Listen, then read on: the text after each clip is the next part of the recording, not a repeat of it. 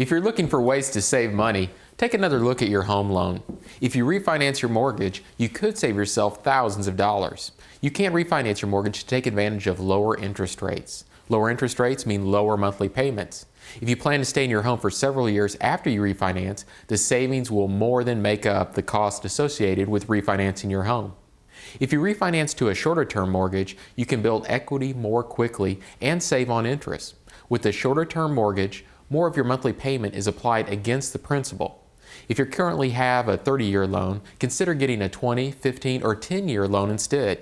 You can also switch from an adjustable rate mortgage to a fixed rate mortgage. A fixed rate mortgage loan gives you stability and payment predictability.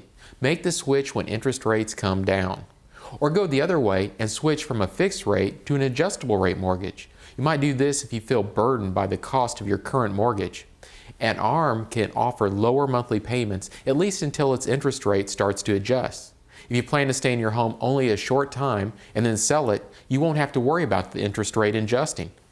If you need a lump sum of money, a cash-out refinance might be the answer. A cash-out refinance lets you tap into the equity you've built in your home. You can use the money to pay for other expenses such as education and home improvements. Cash-out refinances are usually limited to 75% of the total value of your home. So if your home is worth $150,000, you could get a new loan for $112,500. If your current balance is $75,000, this would give you $37,500 to spend on other things. Refinancing your home can be a great way to save or free up money, but do your homework. Run the numbers on several types of refinances, then decide if refinancing your loan makes sense for you.